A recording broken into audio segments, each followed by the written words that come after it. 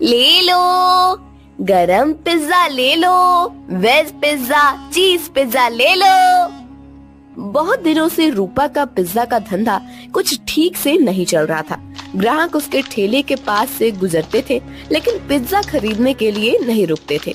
तभी वहाँ रूपा के पिता की उम्र का किशोरी लाल आया। किशोरी लाल सीटी बजाते हुए, अरे वाह, आज तो लगता है मेरी नसीब बहुत जोरों पर है। सुबह सुबह चिकनी चमेली के दर्शन हो गए।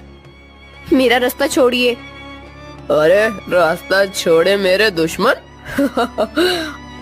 हम दोनों के तो रास्ते जल्दी ही एक होने वाले हैं और तुम बोल रही हो कि रास्ता छोड़ दो। ये ठीक नहीं है डार्लिंग। अच्छा, तुम्हें डार्लिंग कहूंगा तो चलेगा ना? वो क्या है ना, मैंने सुना है कि आजकल की लड़कियां को डार्लिंग, जानू बच्चा, ऐसे सब सुनना अच्छा लगता है। तुम बताओ मैं तुम्हें क्या कहकर पुकारूं? कोई जरूरत नहीं है मुझे किसी भी नाम से पुकारने की, जाने दीजिए मुझे। रूपा रास्ता बदलकर जाने लगी। तभी किशोरी लाल ने रूपा का हाथ पकड़ लिया। छोड़ो मेरा हाथ, छोड़ो। अपनी बेटी की उम्र की लड़की का हाथ पकड़ने में शर्म नहीं आती तुम्हें किशोरी लाल? किशोरी लाल नहीं, सुनिए जी कहकर बुलाओ मुझे। और मुझे शर्माने की जरूरत नहीं है। शादी होने वाली है हमारी। तुम्हारी उस जुआरी बाप ने मुझसे कर्जा लिया था।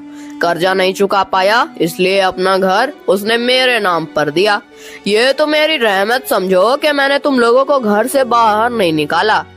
ये करके भी वो रुका नहीं, फिर से जुआ खेलने के लिए मुझसे पैसे लिए और कहा कि अगर पैसे नहीं चुका पाया तो मेरी बेटी से शादी कर लेना। अब एक तो तुम्हारे बाप को कहो कि मेरे पैसे लौटाए, नहीं तो तुम मुझसे शादी करने के लिए तैयार हो जाओ। हाँ। रूपा मायूस होकर घर चली आई।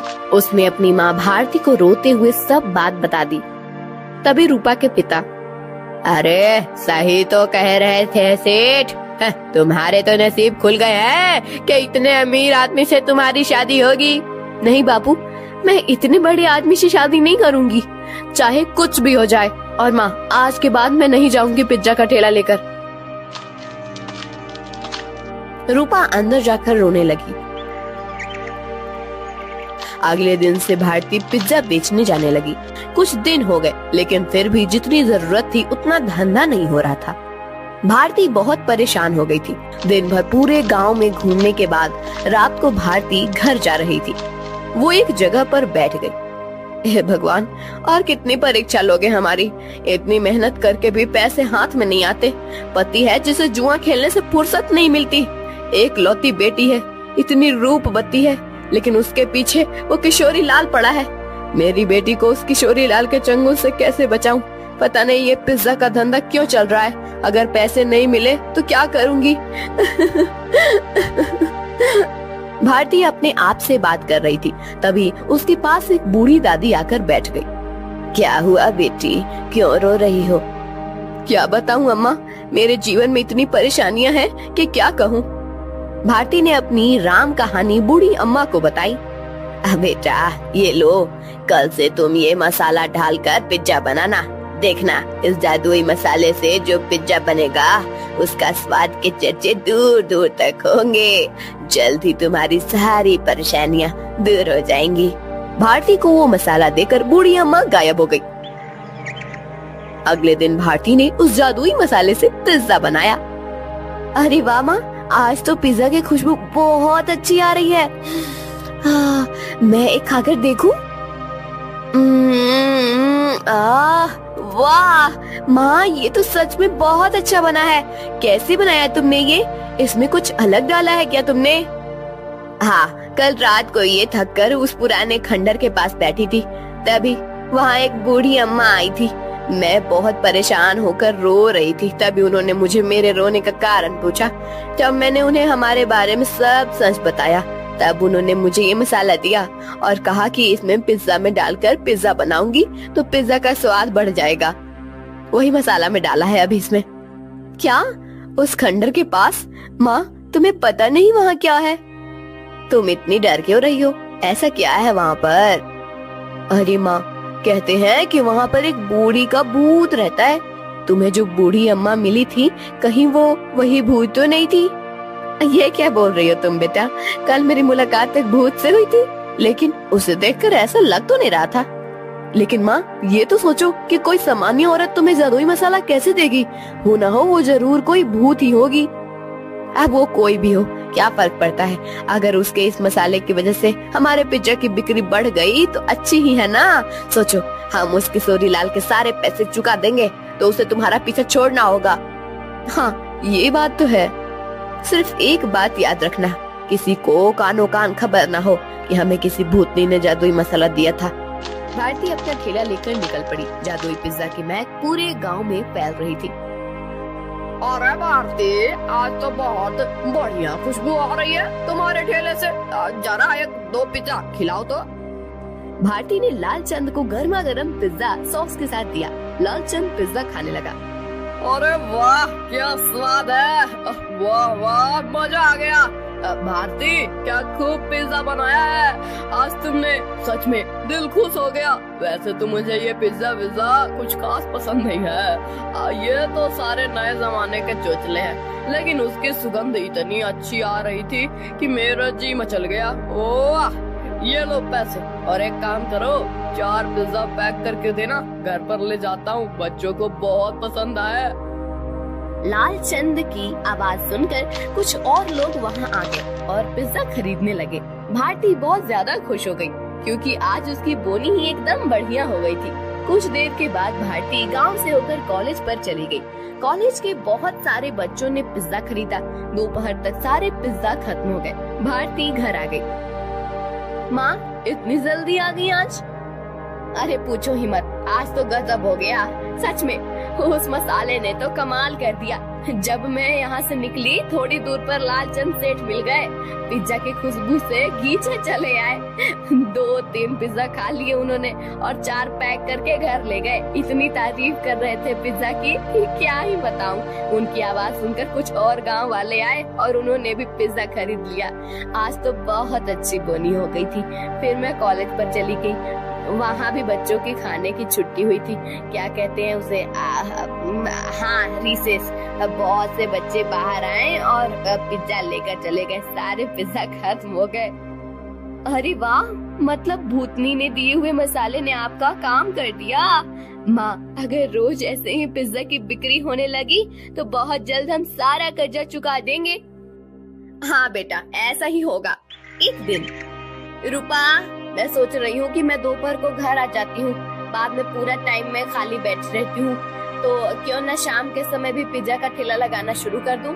लेकिन माँ, तुम कितना काम करती हो? शाम को भी काम करोगी तो थक नहीं जाओगी?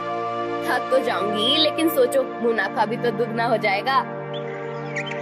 अगले दिन से भारती शाम के समय भी जादुई पिज्जा का ठेला लगाने लगी। उसे दुगना मुनाफा होने लगा। कुछ दिनों में भारती के पास बहुत सारे पैसे जमा हो गए। एक दिन वो कर्ज के सारे पैसे लेकर किशोरी लाल के कोठी पर चली गई। आओ आओ भारती, आज सुबह सुबह मेरी कोठी पर। लगता है शादी की बात करने आई हो। किशोरी लाल, मैं पागल नहीं हूँ जो मेरी रूपवती बेटी का हाथ उसके बाप की उम्र के आदमी के हाथ में दे दूं।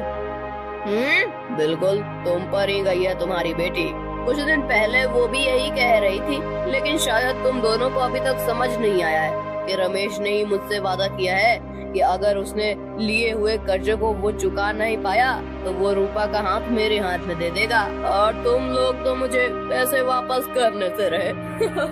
तो तुम्हारे पास चारा ही क्या है? अपने सपनों से बाहर आओ किशोरी लाल। कहीं ये कांच का सपना टूट गया तो उस टूटी हुई कांच के टुकड़े आँखों में चुभ जाएंगे और आँखों से खून बहने लगेगा। ये लो, मैं पैसे लेकर आई हूँ। तुम्हारा सारा कर्जा सूद समेत लौटा रही हूँ। क्या? कैसे? वो भी इतने सारे पैसे आए कैसे तुम्हारे पास? ये ले तेरे पैसे, और आगे से मेरे दरवाजे पर आने की जरूरत मत करना। और हाँ, मेरी बेटी को आंख उठाकर भी मत देखना आज के बाद। भारती किशोरी लाल के कोठी से चली गई। किशोरी लाल अपने कंप्यूटर के सामने बैठकर स्टॉक एक्सचेंज में ट्रेड करने लगा। कुछ दिनों के बाद भारती को कॉलेज के कैंटीन में पिज्जा बनाने का काम मिल गया। उसने अब पिज्जा का ढाबा शुरू कर दिया था। दोपहर में भारती कॉलेज के कैंटीन में काम करती थी और शाम को रूपा के साथ मिलकर अपना पिज्जा ढाबा चलाती थी। एक दिन किशोरी लाल के कोठी पर, पापा आप ऐसे सर पर हाथ रखकर क्यों बैठे हैं? क्या बताऊं बेटी, कुछ दिनों से शेयर्स लगातार गिर रहे हैं, मुझे बहुत बड़ा लॉस हो गया है। क्या? तो अब आप क्या करेंगे? आप अब क्या, जितना भी पैसा बचा है उसे भी लगा देता हूँ। अगर 2 दिनों में शेयर्स ऊपर चले गए तो डूबे हुए सारे पैसे वापस मिल जाएंगे। लेकिन अगर ऊपर नहीं गए तो? शुभ शुभ बोल कलमुही, एक तो मैं पहले ही इतने टेंशन में हूँ और तू ऐसी बातें कर रही है। जा अब यहाँ से। 3 दिन बीत गए लेकिन शेयर मार्केट ऊपर नहीं आया। किशोरी लाल के बच्चे खुचे पैसे भी डूब गए। उसे अपनी कोठी भी बेचनी पड़ी। अब किशोरी लाल रास्ते पर आ गया था।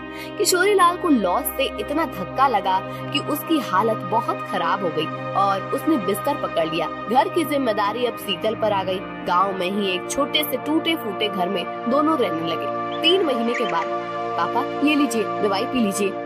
बेटा, दवाई के लिए पैसे कहाँ से आए तुम्हारे पास? पापा मैं एक जगह करती हूँ, उससे जो पैसे आते हैं उसी में दवाई लेकर आई हूँ। और पापा मैंने इस घर का किराया भी दे दिया है और खाने के लिए राशन भी भर दिया है। अब आप सो जाइए, मुझे काम पर जाना है।